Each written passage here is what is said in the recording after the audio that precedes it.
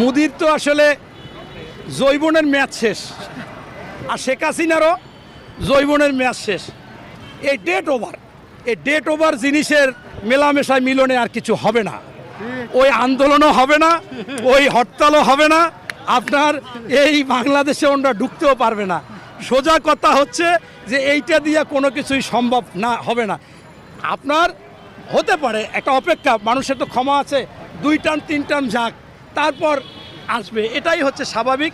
এই নাসিম সাহেব, বাহাউদ্দিন নাসিম সাহেব কি বলল, আসলে বাহাউদ্দিন নাসিম সাহেবদের অবস্থার খুব করুণ অবস্থা ছিল। আমি তার বাড়ি সব খোঁজখবর নিয়েছি। এরপর কোটি কোটি টাকা, এখন তো টাকা পায় না।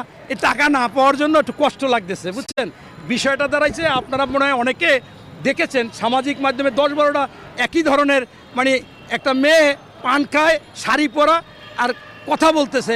একজন এই ভাবি কি এখানে কি করেন, কাজ করি, বাড়ি